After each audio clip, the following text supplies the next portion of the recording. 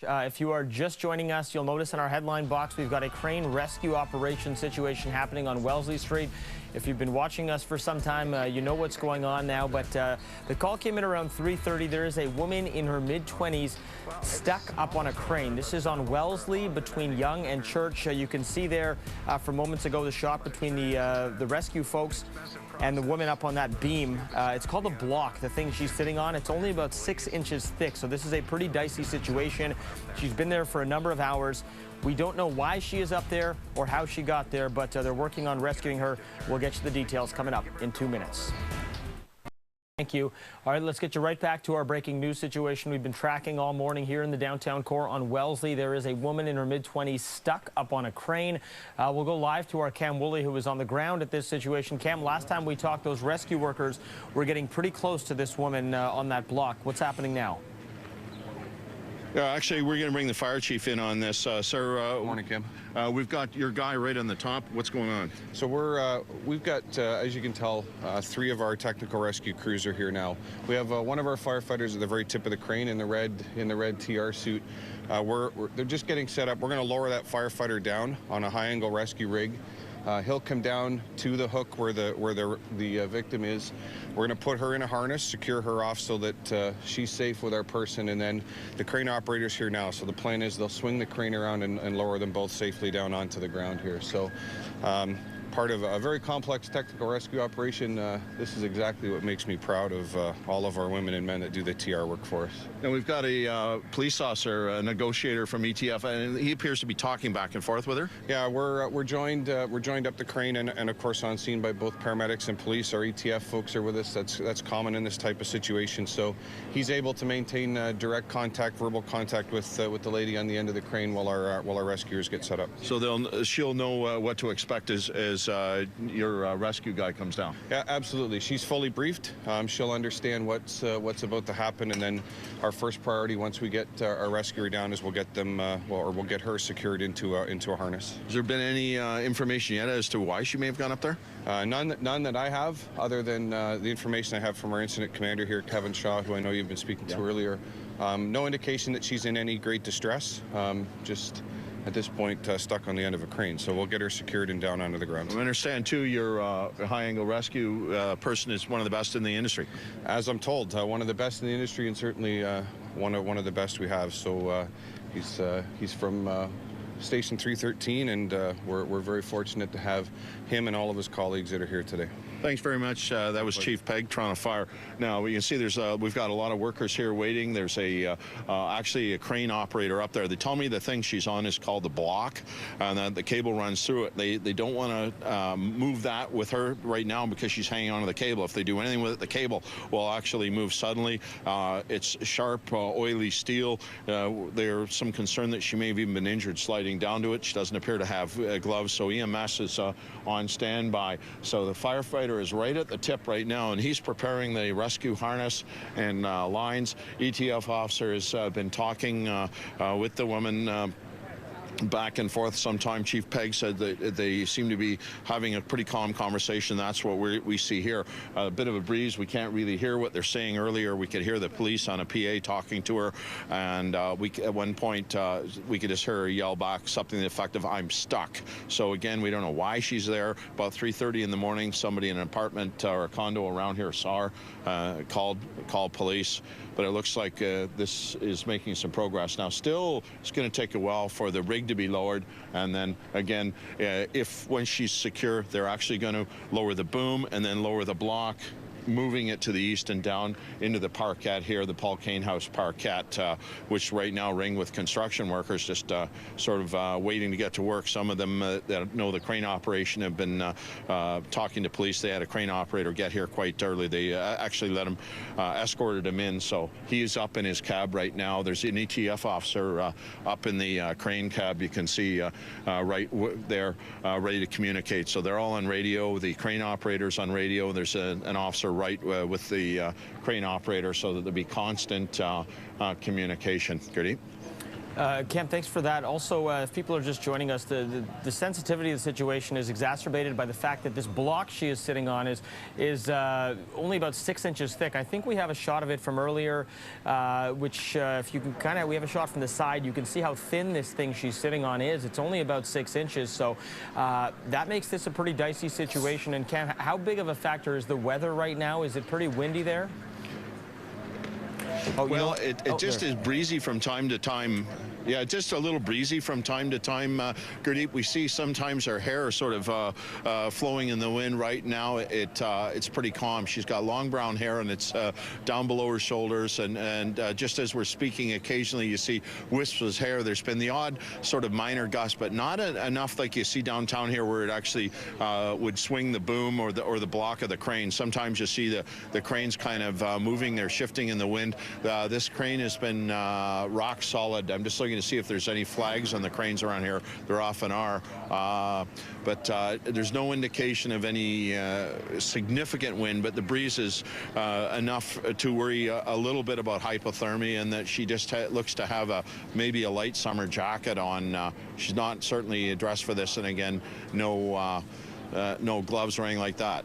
We don't think the wind will play any significant part in the rescue. It looks like that once the firefighter is ready to lower himself down, we don't think the breeze will be enough to blow him away, or, have him swing away from her. But I think he's going to probably tie off to the crane cable as he comes down, and he will be bringing a separate cable for her. And there's also a safety line, as well as the main primary line that he's on.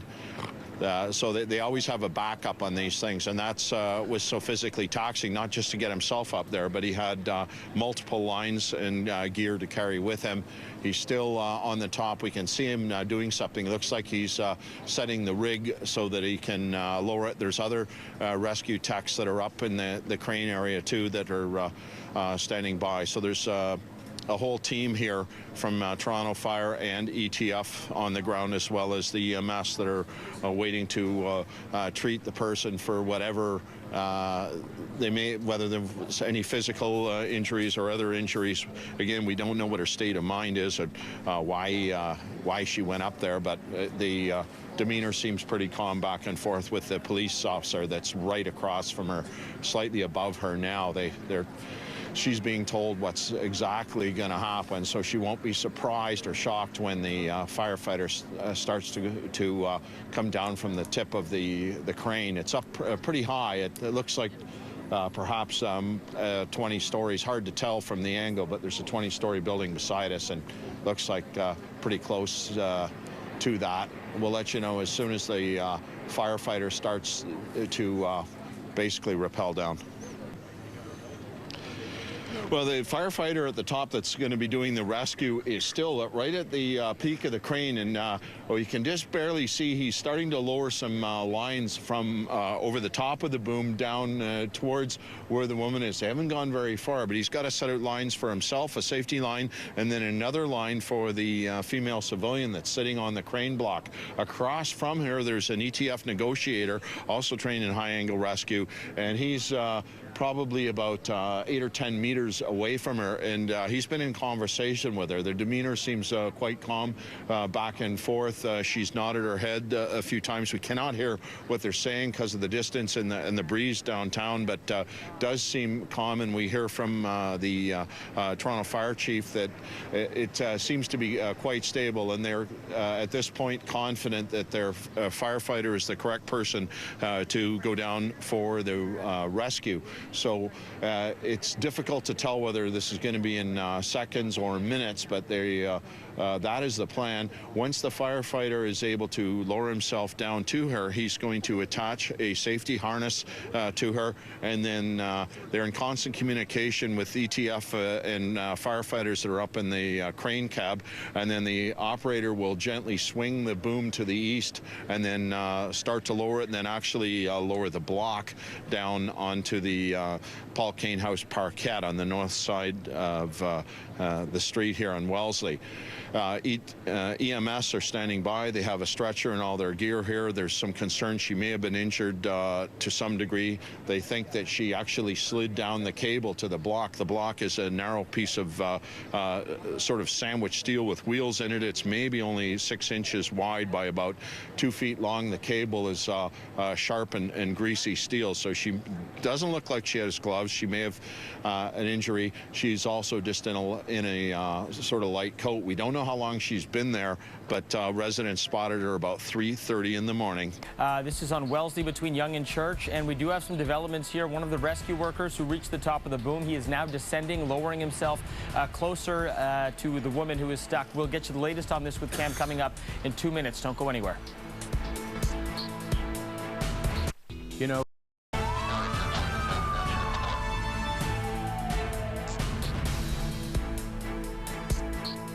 okay, we're back early out of break because we have a development here with this woman stuck on the crane. As you can see, the rescue worker has now reached the block right beside the woman who is stuck up there. Let's go live to our Cam Woolley on the ground. Some pretty incredible pictures here, Cam. That's right, Gurdeep. The high-angle rescue firefighter is now with the woman. He's talking to her. He's put a cable. You can see there's 2 lines coming from him. He had another line right around the cable that she's attached to, and it looks like he's preparing to get a safety harness onto the woman. They've been talking back and forth while he's doing that, and you see she's holding on, and there's an ETF officer that's been talking to her the whole time, preparing her for what's going to occur. They've been talking back and forth.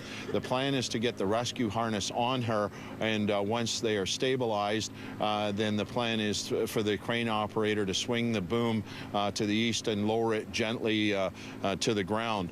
Quite tense right here. There's hundreds of people on the street, many construction workers. Everybody's got eyes up on the situation right now. Don't know how long she's been there. Somebody called in at 3:30 in the morning spotting her up there. We don't know why or her state of mind, but she seemed pretty calm. When I first got here, I thought I could hear her say that the words "I'm stuck" to police when they were trying to talk to her with a PA system at first. She's getting the harness on right now. She appears very cooperative. She's, as we've said before, her demeanor seemed pretty calm given the situation. She's just on what the construction folks told me is called a block, and it's basically a pulley system that the crane uses. The trouble is, if they start operating the crane, the cable that she's holding onto will move, and obviously that she could be injured. We're not sure if she was injured in the first place. As fire and police say, they believe she actually slid down the steel cable and landed on that block. She does not appear to be wearing any gloves, so it looks like they've almost got the harness on her now, Gurdeep. And then the plan, once they're ready, is the ETF fire are in constant communication with the crane operator. There's another ETF officer in the crane cab as well. Looks like they're just getting ready to move an ambulance in here. They are on the ground. There's paramedics ready to treat her, and they're just bringing an ambulance in that they're going to put in front of the Kane House parquet. They've got paramedics ready, so it looks like they'll be lowering the boom fairly shortly to bring the block down with them. We're just keeping an eye here. Again, the situation looks pretty calm up there. She appears to have been very cooperative with the rescue tech, and we can see she's still holding on, and looks like the harness is almost done there. We can see they're using some more lines. So it looks like the rescuer is tying himself now to the female. All we know about her is she appears to be in her 20s.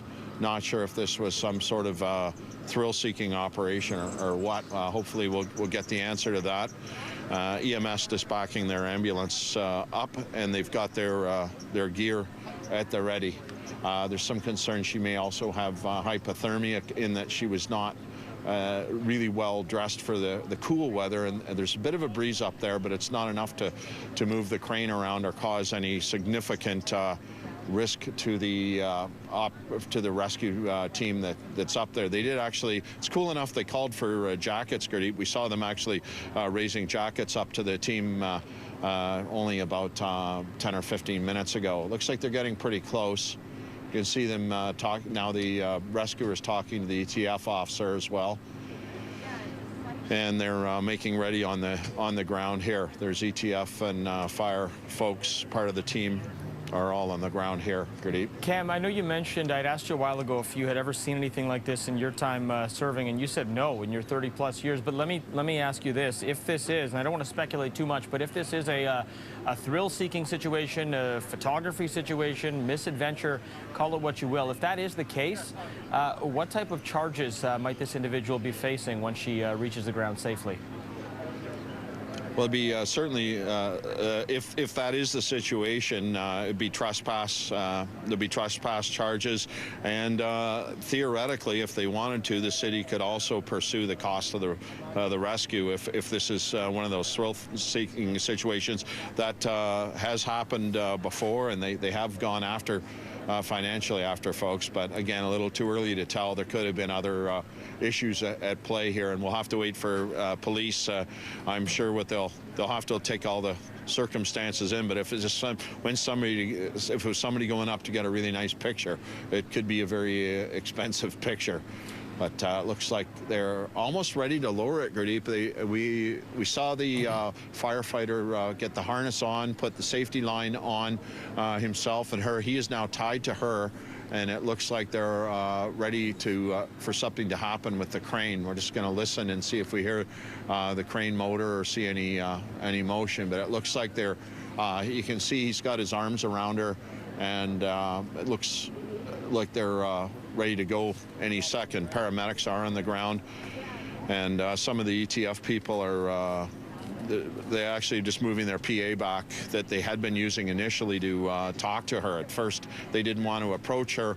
They didn't want to startle her at first. They didn't know why she was up there. They didn't want to sort of startle her early in the dark this morning, and they used a public address system that was actually pretty soft, and the officer using it was specially trained, and it was a very calm voice back and forth. We could at times hear the officer talking and explaining what was going on.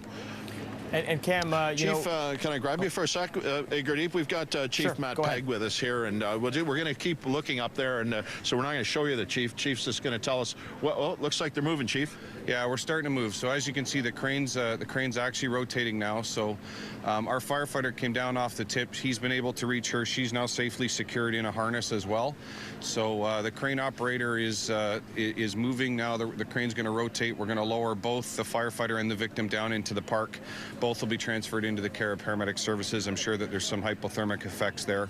And then from there, we'll look after a firefighter, and our colleagues at police and paramedics will look after the victim. So the bulk of the risk has been mitigated now. We've managed to get her safely into a harness, and for now, it's just about the crane operator doing what he's trained to do and bring everybody down safely. Our ETF colleague's still there in direct contact. You can see him on the boom, so I'm sure he'll be there throughout the operation as we lower to the ground. Toronto firemen and women train all the time. I've seen them doing high-angle practice, even at the old Hearn generator, up these sort of wild heights. First time for this precise type of rescue? It is. This is obviously unique, but you called it, Cam. We're extremely fortunate in Toronto to have this level of expertise and training and capacity, and this is precisely why we train for this. So I couldn't be prouder of the folks we have here today. Now, Chief, you've spoke to me before about all the condos and high-rise down here. That's another a whole aspect of firefighting as well and rescue. It is. The reality of a city of the city of Toronto, and a city like Toronto, is that our world is vertical and getting even more so. So yet another reason why the technical rescue disciplines like high angle and rope rescue are so important. Thanks very much. That was Chief Matthew Pegg from Toronto Fire. He's been with us here the whole morning. They have not actually started to, we're just watching to see if the block lowers, Grady. We've just seen the crane has been swinging slowly to the east. You can see it swing a little bit of motion, but again, no significant breeze. We can see there's another line up there dangling from the top in the breeze, but it's relatively stable. So that is certainly the good news. We've had some certainly windy days down here where they could have been more complicated, and we've also had some colder days. So weather-wise, I think we're pretty fortunate. They just started up the ambulance. They got the crew here, and as Chief says, oh, looks like they're lowering now, Grady. That's right, Cam. And Cam, so it's I know a slow process. I've probably got a better look at a tighter shot of the individual and the rescue worker than you do from the ground, and she appears to be in good spirits. There was a shot of her just about a couple of minutes ago, and she was smiling, appeared to be sharing some type of lighthearted interaction with the rescue worker. And, you know, I know we had speculated earlier about how she got up there. Presumably the most logical way would have been to climb up that boom and then slide down the cable. And you had mentioned astutely that that cable is sort of sharp metal, and that can do some damage to your hand. She does not have gloves on. We also saw her kind of grimacing earlier and looking at her hand. So I think you may have been right on that observation, Cam.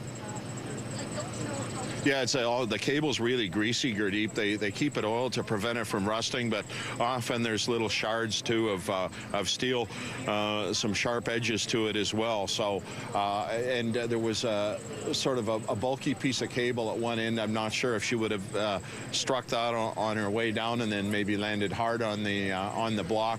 We just don't know how she got there, and hopefully we'll find out. But we did see her also smiling. It appeared a little bit when she was talking to the ETF officer when he was trying to sort of gauge her demeanor and make sure that she was sort of calm and prepared for the rescue. But it looks like they're making some progress now. The plan is to bring it down very, very slowly, and as we've talked about, that cable is right beside them. It's quite sharp, so they also don't want to destabilize the block either. So they want to move quite slowly, even though you can see there are safety lines hooked to them. Of course, they don't want to be using those if they can avoid that. So there's somebody else as they're lowering the as the block is lowered, there's other people on the lines up near the crane operators area. There's a whole rescue team of firefighters down below that are on the safety lines as well, because they have to be lowered at the same time. And it looks like we might have a little update from the chief here in a second here. What's going on now, Chief? Hey, Cam. So we're in contact with our rescuer at the top that you can see on the crane. They've made the decision that there's some complication. They're worried about the ropes and the combination of the ropes and the cable. So we made the decision. It sounds like we're actually going to rappel down. We're going to lower, our firefighter will lower himself and the victim down to the ground without actually lowering the crane.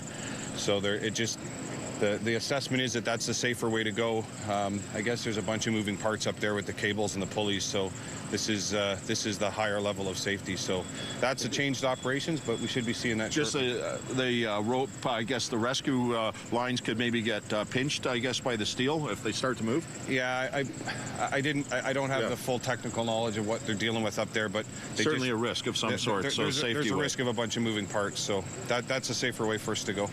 Thanks a lot, Chief. And we'd been told that up front that was one of the plans, that if they weren't going to use the crane, that they and now apparently they've swung the boom over, but they are not going to lower the block. Chief Pegg just told us they are actually going to rappel, which is use those lines that they had carried up in the first place. So the firefighter is going to step actually off the block into the air, and he's going to bring the young woman with him. And there's a team of firefighters we just talked about, Gurdeep, that are up in the cable or in the crane operator's cab area, and they have the other end of the rope, so they will be lowering them down. There's firefighters on the ground as well on standby, but this is quite a team effort. I can see from here in the cab, crane cab area, there's looks like 5 or 6 firefighters. We're going to give you a shot of that. Look in the crane cab, you see all those firefighters firefighters. There's guys in the regular bunker gear, and then there's some guys in red with, and perhaps gals with white small helmets. They're the high-angle rescue people. They are calling the shots with how they're going to use these lines. So they're actually going to physically, instead of using the crane motor and winch, these firefighters will physically be the winch, if you will. They're going to lower their fellow firefighter and the young woman down by their rescue lines that they had carried up earlier. So this is actually pretty interesting, and we were told that this was a sort of a backup plan in the first place. They had hoped to be able to use the crane, but if there was issues, and it sounds like there's worry about the safety lines getting perhaps entangled or even pinched or compromised by the cable. And we've talked a lot about that, the sharp cables from the crane, so they're figuring the safer way to go is do that. We noticed when the firefighter was at the peak of the crane, he spent some time setting up the rescue lines and putting some gear up there so that they could be lowered. So we're just watching now to see how they're going to do it. ETF officer's talking. He's also a set of eyes for the crews below. There's ETF with the fire high-angle people in the crane cab, so they have eyes on every aspect, and there's radio contact as well from the rescuer with the woman, the ETF officer beside them, and all the firefighters here and on the ground. Cam, I guess this would be the equivalent of calling an audible in a rescue situation. The plan was to get that crane turned around and lower that block over a park. But we just heard the platoon chief say that they can't do that for some type of technical reasons. They can't lower that boom, so now they're actually going to get off that block and they're going to rappel down.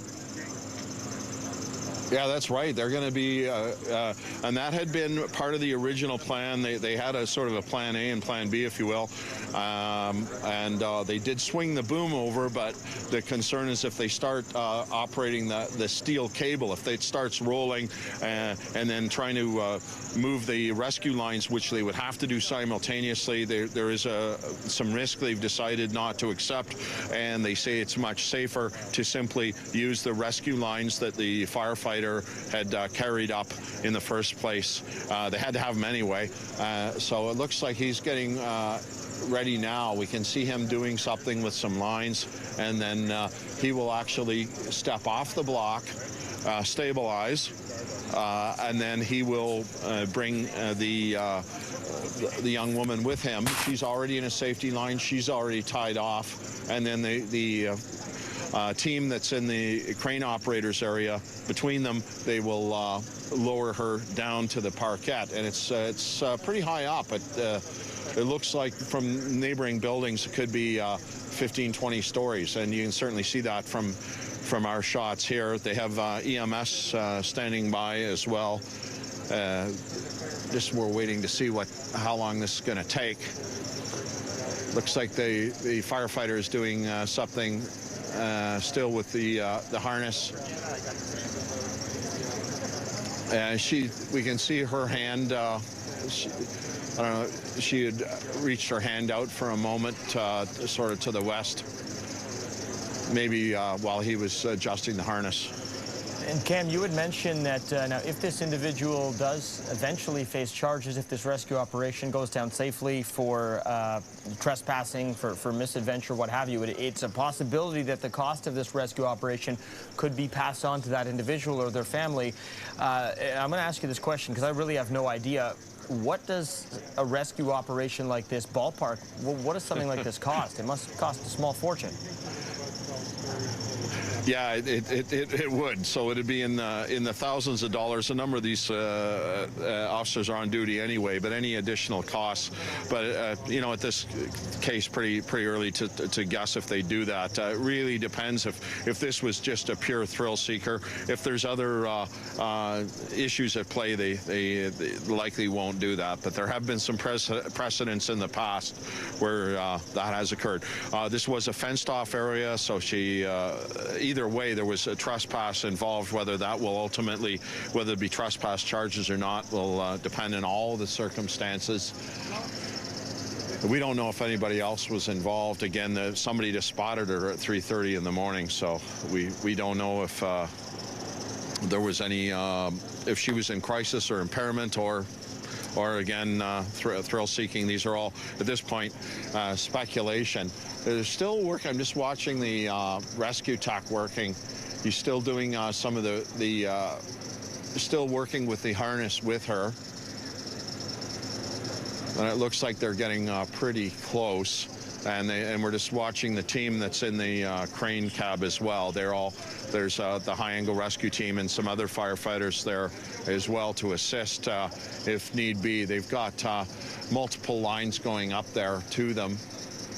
And then their breeze is picking up, by the way, Gurdeep. So it'll be interesting to see if it starts to move them at all.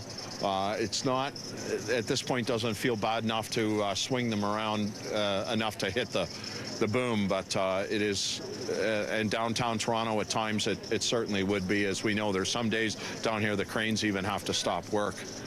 And we've got a pretty tight shot of this situation, Cam, as we try to get a look at what's happening. I'm wondering if we can pull out just for a second, just to get an appreciation for how high this is, how high up they are for folks who might just be joining us. We don't know for sure. Initially, we had heard 12 stories. You had said that there's a building next door that's about 20 stories high, and the crane looked like at its height it was roughly parallel with that, but this is way up there, Cam. Oh, it sure is, Gurdeep, and it's still a lot of the talk on the ground here. There's construction workers and office workers here. There's hundreds of people. A lot of folks just wondering how she got up there in the first place. It took quite a long time for the rescue tech to get up there. We watched him go up through the center of the boom. He was, mind you, he was carrying all the rescue lines and gear, but it's quite a feat to get up there. There's no sort of easy ladder or anything. There's a ladder there's a ladder that can get you up into the crane operator's cab, but then you've got another, looks like a couple hundred feet of a boom to climb up. So it's amazing, that part. And then police told us they believe she actually slid down the rope and that or the crane cable, and that looks to be about 8 or 10 meters worth of sharp, greasy steel cable, then landed on the block below that has the sort of pulley system and the hook that the crane uses to lift materials. Really, again, don't know how she got in. The area was fenced off, but I guess if she can climb that, she can climb a fence. Yeah, well said. I mean, it's a scary proposition to think about because, I mean, we've been following this all morning on CP24 Breakfast, and we saw just how long it took that rescue worker to get up there, and he is one of the best in the business. We heard the platoon chief saying it took him over an hour to safely get up there. You can see her legs moving now. Yeah, it looks like she's almost like she's sitting in a bench. I can watch her legs moving. It looked like they were getting ready to do something. She was shifting her position over to the rescue tech now. It looks like they're getting close together. They were, looks like they're changing position, getting ready to actually get off the block. Are you watching tight there, Gurdeep? We have a very tight shot on this, and yeah, it looks like they're almost getting a little bit more horizontal. She was holding on to that cable and didn't want to let go, and it looks like she's let go of it now, so it seems like he's giving her some type of instructions on the fly here. Yeah, I think it's fairly imminent that they are going to get off the safety of the block, both of them, and then they'll be in the hands of the rest of the team that are in the crane operators deck and cab area. There's a whole team there, and they've got the other end of the lines. And they're in radio communication, as well as the ETF officer there that's got a visual on him. He's just almost directly across, but slightly below, so he's also able to let the rescue team know what's going on with the lines. If there's, the idea is that he's closer, he can see if there's any tangles or risks, and he has got a better angle, even because of course the rescue would be focused on rescuing the woman, and the ETF high-angle rescue person will be watching the lines as well. So they've got this really covered. Looks like they are in the process of stepping off now, Gurdeep. We'll just see what happens the next few seconds here. They're hanging out over Sky right now. And as we speak, Cam, it looks like they are just getting off the boom now. Yep, and I can see him pulling one of the rescue lines around, maybe so it won't get tangled, or it might be an extra loop. Just waiting to see here. We just saw him doing something with the sort of the last line, and as you mentioned, they looks like they're no longer fully on the boom. Looks like he's securing, he's making sure that the two of them are basically, it looks like they're tied together. I think that's what he's doing. You can see that line there. Yeah, it looks like he's going around her again. Seems as if he's trying to secure. I'm almost directly below her. Okay. It looks as though he's trying to secure her to him, and then he's going to rappel down. Traditionally, like if anyone's done any rock climbing at home or any rappelling at home, you know how this works, but this is very unorthodox to do this with somebody else strapped to you. Oh, yeah. I know although I haven't seen this precise type of rescue group, we know that they've, Toronto Fire have rescued the window washers in the high rises quite a few times, and that's the only thing I can think of that's kind of similar. And we had Matthew Pegg, the fire chief, on a little earlier, and he was saying that it's sort of a vertical city. There's another aspect to the office towers and condos that are all over the city now, and that's that whole sort of vertical aspect to rescue and fire and safety management. So they have to be prepared, they have to be trained, they have to be equipped for this sort of thing. And this, while this precise type of rescue is unusual, the overall concept, they've done this before, and they actually train for this sort of thing. They are free now, Gurdeep. They are not on the boom. Yeah, it looks like they're clear of that. We can see them just dangling in the sky. And we're just watching here. It looks like they're starting to come down slowly.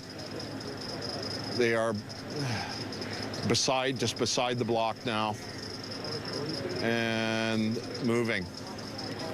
Okay, looks like they are ready for the rappelling portion of this rescue now, which should be the final stage, which will take them down to the ground. And they're still over that park, which is where they're going to come down, Cam? Yeah, that's right, Gurdeep. They're over a little parkette that's right on the north side of Wellesley, about midway between Yonge and Church. Police have it locked off. They have an ambulance backed in. They got a EMS team here waiting to treat both for at least maybe hypothermia and possibly some injuries from sliding down the cable. She didn't have, it looks like she had no gloves. Here they come.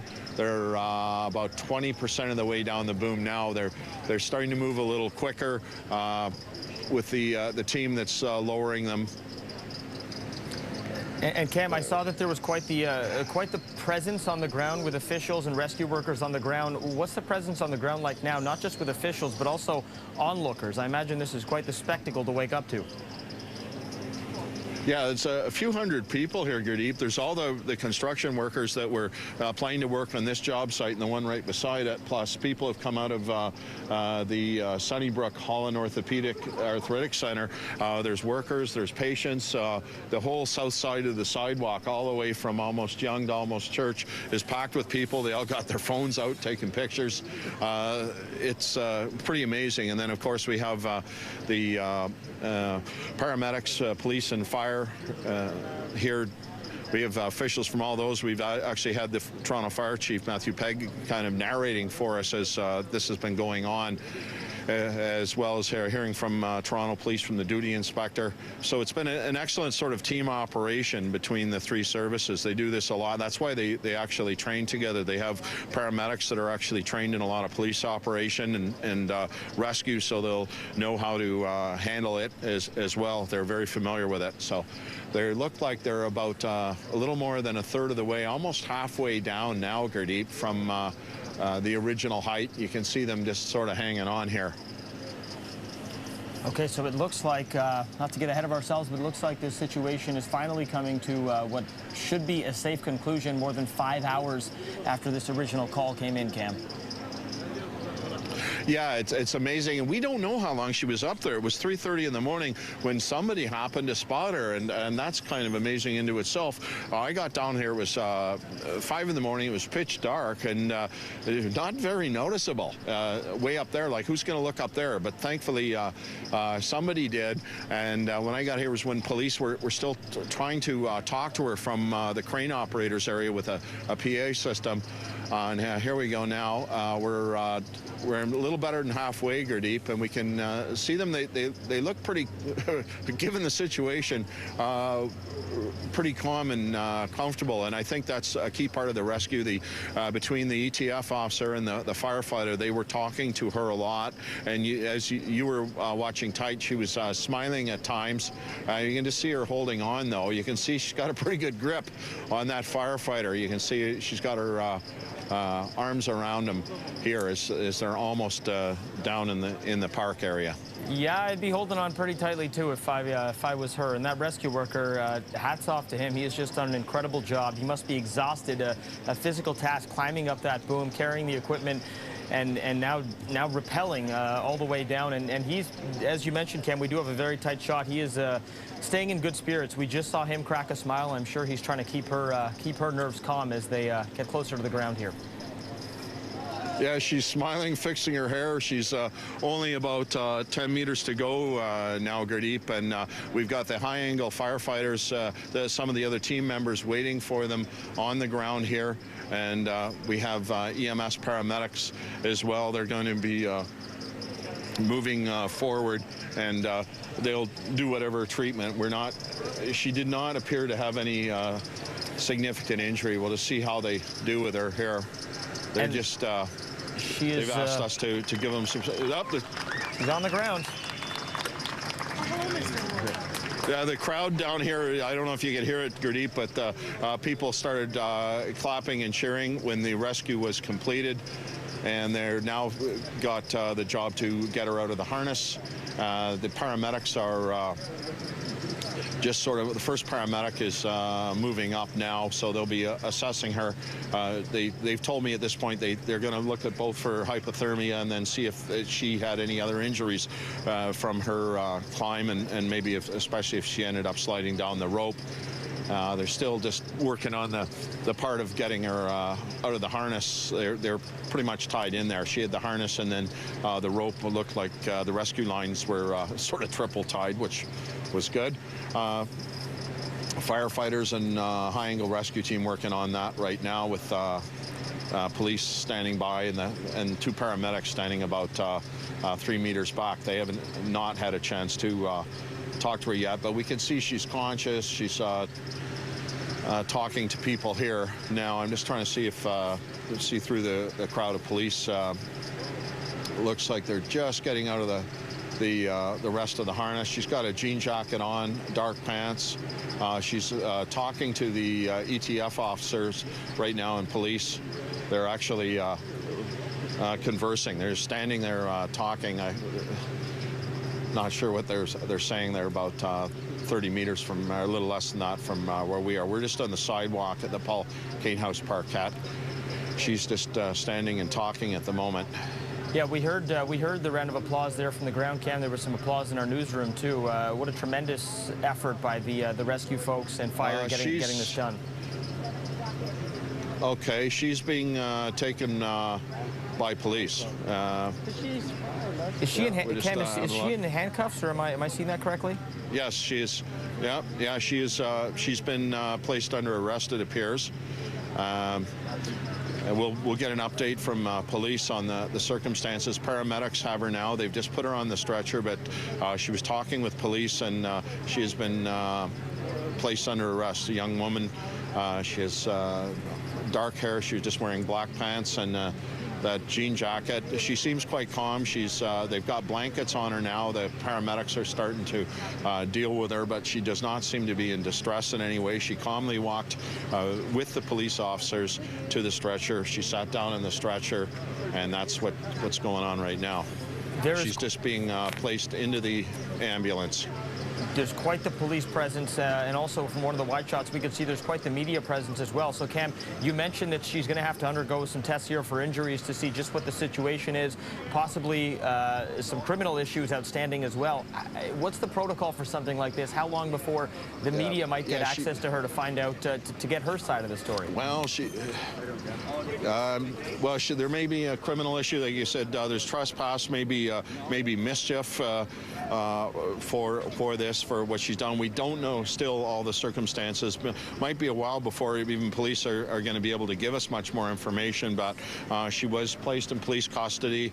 She walked calmly to the ambulance with police.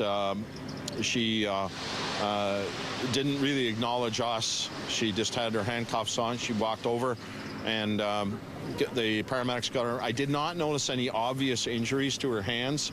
I didn't see any cuts or blood, but they wrapped her quickly in a blanket. She's in the ambulance now, so it'll be a little while yet. While they don't transport immediately, they're going to assess her condition before they transport. So the ambulance might sit here for a little while yet. There was a police officer likely also accompany her, and we're hoping to hear from either the duty inspector and or fire chief shortly. Where they're just conversing there, and maybe be able to find out what's going on with that. But I suspect she'd be arrested for this situation, and could face criminal charges as well as trespass. But that decision may be a while yet, whether they lay charges or not, or what charges. You hear the crowd there. There was hundreds of people here there that have been watching anxiously, so it's quite an amazing feat. I'm just watching the rescue tech here. He's talking with the fire command. There was a police officer just got out of the ambulance as well, had been with her inside. So again, might be a little while before they transport. We're hoping that the fire chief might come over. They've just been talking with the guy that did the rescue. I'm not sure if he's going to be able to talk to us, but Chief Peg is over there with some other the commanders talking to the High Angle Rescue guys, and we're hoping that they might bring them over to us. Just I think they're just sort of explaining to the chief what went and how they did it, sort of a bit of a debrief, if you will. There was looked to be some congratulatory remarks from the chief to his staff. He's pretty proud.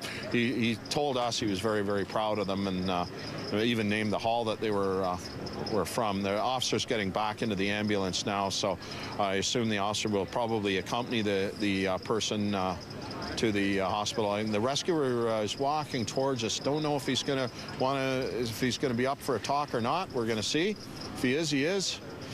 And I'm going to see if I can get if I can find the fire chief or anybody else. See what's going to happen here. It would be great to hear from him. If he's not up for a talk, we'll give you a chance to catch your breath, Cam, but let's just try and stay with this and see if he is available to talk. Okay.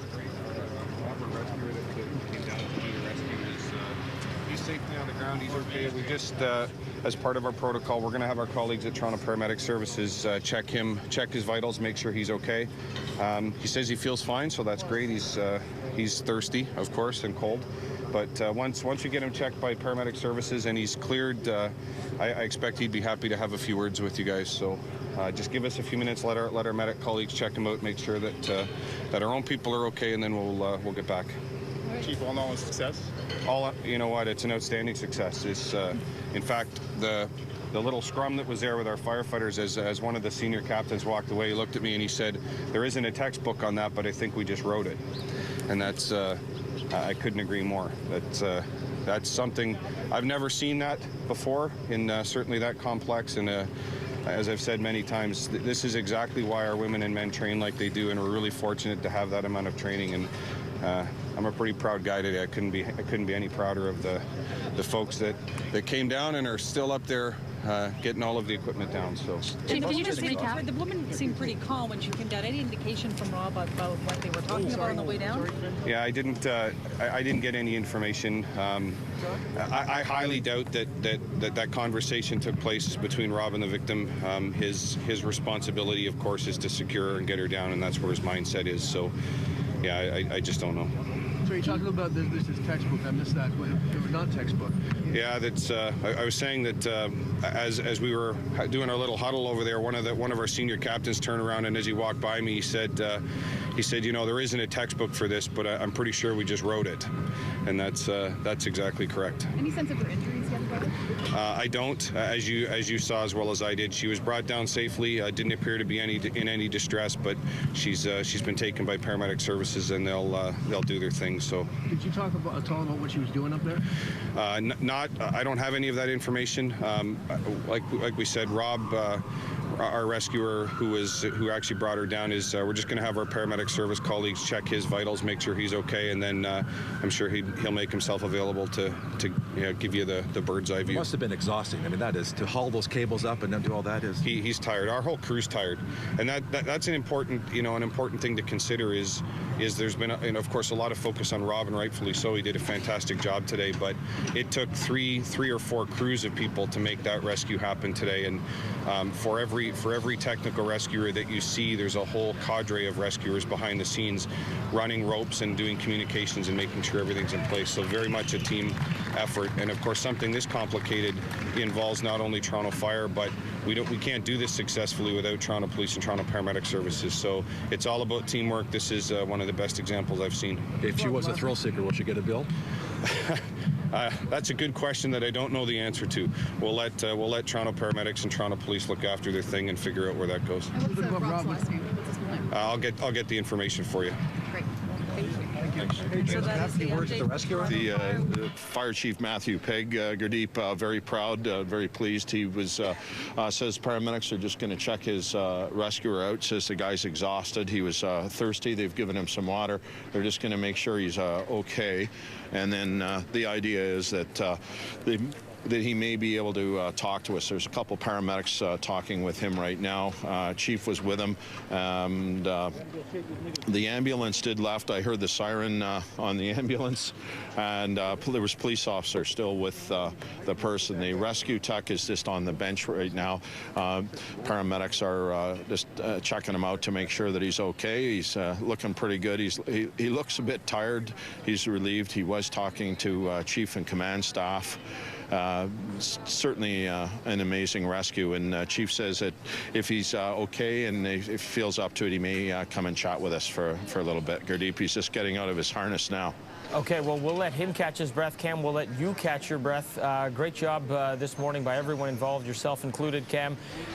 Quite a story playing out here on CP24 Breakfast. A woman in her mid-20s stuck up on a crane for at least 5 hours. She touched down safely on the ground just minutes ago. You saw it live right here on CP24 Breakfast.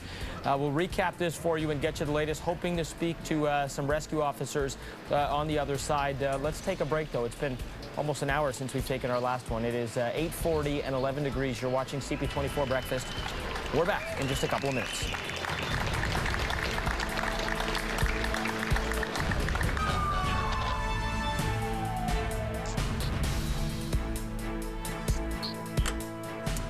All right, we continue to follow this breaking news situation. The successful rescue of a girl from a crane. Looks like we're getting an update right now from Fire Chief Matthew Pegg. Let's listen in.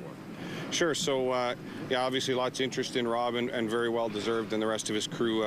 Rob Wanfor is an acting captain with Toronto Fire. He's a 22-year veteran. He's an acting captain with us on Pumper 313, and pretty much, as the world knows, is a highly skilled and highly trained technical rescuer. So he's now with he's in good spirits. I have no concerns about his condition, but he's extremely cold.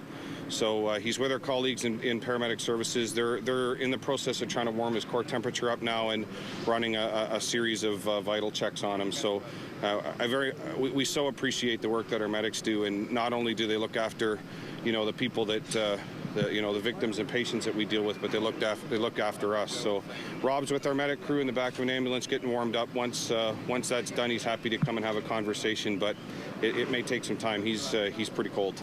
You want to go through what happened again, Chief, for everybody? Sure. So he started, we received a call for reporting that this young lady was out on the end of the crane. Rob actually started the crews. We responded to the scene. Rob and his crew started the climb around 6 o'clock this morning. So he was up that crane on various stages of the crane, and then being suspended off rope for about 2.5 hours by the time he started. From the time he started his climb to the time that they were lowered to the ground. So you know, very technical, very complex rescue. We train for this, and our crew certainly trained for this, although we've never seen one quite like this before. I said earlier that there really isn't a textbook, but I think that they just wrote it. So, you know, a very well executed operation and a great day. Like I say, our rescuer Rob and his crew's fine. Rob himself is fine as well, but in an abundance of precaution, he's being checked by our colleagues at Toronto Paramedics. He's very cold, so he was in the air for about 2.5 hours this morning. It started about 6 o'clock, so they'll get his core temperature up, make sure that he's healthy, and then I'm sure he'll be happy to have a conversation. And the rest of the week off? She must have been freezing. Yeah, I don't know about the rest of the week off. He was actually joking with me in there. He had a busy day planned today, so he's hoping to get medically cleared and get on with his day, which is pretty normal for what the reaction I get from our women and men all the time. Can you talk about this being a very fluid situation up there? The plan was ever changing. So your plan started at what, and then how did it end? Yeah, so we some of that is assessed as we go. So obviously, the crews really can't determine what the situation is or what the plan is until they're actually there. So once we're able to get out to the end of the crane and assess the cable situation, the first decision that was made is that we would lower the rescuer down to the patient. That happened, of course, successfully. He was able to secure her in a harness, remove the risk of any type of fall risk from her. So from there, the original plan was that we were going to lower the crane. We would have the crane operator lower the actual crane section to the ground. In conversation between the crane operator and the rescuer at the tip, there were some concerns around a series of moving parts, and there would have been a lot of moving cables, a lot of moving, cables and pulleys and so forth. So the decision was made to, in conjunction with the ETF officer that was talking, the crane operator who was with police at the time, and of course our rescuer with the victim. They made the decision that rather than lower the crane to the ground, we would actually bring Rob and the victim down to the ground on rope, and of course that's what happened. Why was that decision made? Was it too windy, or? No, it wasn't really wind. It was just the concern. The crane operator was able to provide some expertise and explain that as he starts to lower the crane section, there's going to be a series of cables moving. That creates a pinch hazard. It creates an instability, and it's not uncommon for that section, I understand, to swing. So it was just out of an abundance for safety. The assessment was made that the safer way to go was bring both of them down in a controlled environment on our ropes as opposed to relying on the crane. Now this might sound a bit silly, but to the average viewer, those ropes are awfully long. How long are they, and are they readily available to you? They're readily available to us. We stock them as part of our technical rescue inventory. My understanding is that we had 1,000-foot ropes deployed today, so this is a very vertical city with a lot of, Cam and I were talking about that earlier, a very vertical city with a lot of high angle and a lot of elevation challenges. So very significant, very technical, and very long ropes are commonplace for us. You haven't done this exact type of rescue, but you've done lots of high angle with windshield washers and other victims, all these condos and that sort of thing. I think people need to understand that that's a key part of Toronto Fire. It absolutely is. I often hear the adage "more than fire," and that's this is a perfect example. The rescue element, and certainly the high angle and technical rescue elements in the city of Toronto and in big urban dense vertical cities like Toronto. This is a part of our daily operation, and it represents a very high, a risky operation. There's a high level of risk to it with a low level of frequency. And on that type of matrix, those are the things that demand a lot of repetitive training and a lot of expertise. Low frequency, high risk events can be dangerous for us. So that's why our folks train as much as they do. All right, the rescue worker from that crane rescue operation this morning has now been checked out, and he is speaking. Let's listen in. Yeah, it is, yeah. Well, Rob, can you just take us through the whole thing? You got the call and arrived, then how'd you assess what to do? Well, after we spotted her with binoculars, obviously it was dark, so we had a tough time spotting her when we realized we did have somebody up there. And then, we had heavy squads here and good trained crews, so captains took the lead on it and decided what we were going to do, and the chief decided we're going to go get her. We weren't sure if we were going to be able to move the crane properly and get it down, so we said, okay, well, let's just execute a rescue. So away we go. We watched y'all going all the way up. What was that like, carrying all the lines of gear? It got heavy, but, you know, you're focused on your job, so, you know, there's nobody else coming besides us, so you just got to get it done, right? When you got up there, did she say anything to you? Did you tell her anything? Did she ask her anything? No, we just said, you know, talked, you know, said names, say, stay calm, and I'll be there. And she goes, yep, great, glad to see you up here to help me, and no, it's good. Was she frightened? She's very calm. Very calm, yeah. So she made me calm, actually. Yeah. She must have been freezing. It was pretty cold up there. Like I said, slight wind from the south. And what's her name? Did she talk to you? No, we didn't even get into that, you know, about names. We just wanted to focus on getting her down from that location. I told her we're not, you know, I've got to stay focused on my job. So I don't want to get distracted talking, so let's just get our ropes hooked up and let's get down there. The game plan halfway through. How did that go? You're bringing down the harness, right? Yeah, we weren't sure what was going to happen. We actually had to use the crane operator's experience and decide whether it was a good way to bring her down with the crane system or take our rope. So he suggested not to move the pulleys, not to move the cables. So we just took her with our ropes because we know it, we trust it, we know what we can do. So it was a guaranteed for us. So the chief said basically you're his guy to do this. I mean, he's never seen this before, but he said you are the main guy to do this. Have you seen this before? How long have you been on the job? And, yeah, I was voluntold. You're going up, and so I've been on 22 years. So I do a lot of rope work with trees and that. So yeah, plus a bit of a monkey. So they thought you're the guy, right? So. How is this different from scaling a tree? It's got to be pretty different. You know what? I have a tree job to do tomorrow, and it's not going to be nearly as high as that. So it's going to be like climbing a bush, right? So yeah, a little bit different, but you know, you got your equipment, the training. So the job provides us very good training. So how physically exhausting is it? You're carrying up gear, so it's not just you. You're going rung by rung. What was that process? Yeah, very tired. Yeah, it's a lot of work trying to get up there. Dragging ropes up with you. It is, you know, I'm fatigued right now for sure. Right. I'd be lying if I said I wasn't. So. And you were cold. You imagine how cold she must have been. Yeah, she had a little thin coat on, but you know what? She was a brave girl. She helped me when I got there, so we were both calm and hooked onto each other, and yeah. So did she say how she got up there? She's going to tell me later because I need to write it down because that's how I do it next time. But I have no idea how she did it. Before today, what would you say is the biggest project like this you've undertaken? We've done lots of guys have done high-angle rescues off buildings, the Bloor Viaduct, so different items. This one's different because you got to climb up to go down instead of just climbing out on something or a building. She said it's a new chapter. It could be, is it? Yeah, it could be a new one, yeah. Is that right? I wrote that. Yeah, that's good. Yeah, that's good. You got to be known for something. First thing that crossed your mind when you came here, you took a look at the situation.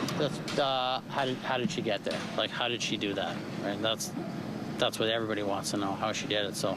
Did she tell you why? No, we didn't get into discussing that. You don't want to get into the who's, whys, and whens. Let's just get out of this together, right? How big a role did the negotiator play? Oh, he's very good. Yeah, very good. The calm voice. He was like a late night talk show host. The way he talked, right? He kept it really calm. You know, he had that Perry Como type of that voice, right? I was calm. He calmed me down, right? So yeah, he was good. Yeah, we were having a good time up there. Yeah, you got to keep it light, right? If you're not laughing, you're crying, right? So. What was the hardest part in this whole? Getting up there. Yeah, toughest part is climbing up there. Yeah, it was. You hoping to get the rest of the day off? I do, but we got a hockey tournament, so we gotta cut this short. I got a hockey game. And how long have you been in this line of work? 22 years roughly. Yeah. Have you ever seen anything like this? We've had some crane stuff, but not like that. They'd climb up the middle or do something in some construction sites, but not like that. No, that was pretty impressive that she did that. So. Sorry, Rob, are you going to go play in this hockey tournament? We got a game at 11, so I don't want to be late. So. I already missed one game, so I got to make. Do you play? I play goal, so I'm the go-to guy. There's no rest. I try to play goal. I'm getting a little older, so it's not But if the Leafs want me, I'll come back out. Perfect, Rob. Full name and spelling? Rob Wonfor, Wonfor. Official title? Acting captain, pump 313. Your age? Thanks, Rob. Thanks a lot. That was acting captain Rob Wonfor. I moisturized, so I look young. So he's just been cleared by paramedics, and now he tells us he's got to rush off and play goalie on the firefighters hockey team. So. We are playing a tournament. I gotta get there. Yeah. Aren't your legs a little shaky? Yeah, right they now? are actually. Yeah. So How are you that's gonna be okay. able to do the No, you know, squats you just gotta get her done, right? Gotta get the job done. What kind of tournament? Is it a firefighter tournament or what? Yeah, it is. Yeah, yeah. Thanks, Rob. Rob Wanforth's got to go play goalie now. Fire chief's with him, and excellent work all the way around. It was teamwork with Toronto Police, Fire, and paramedics.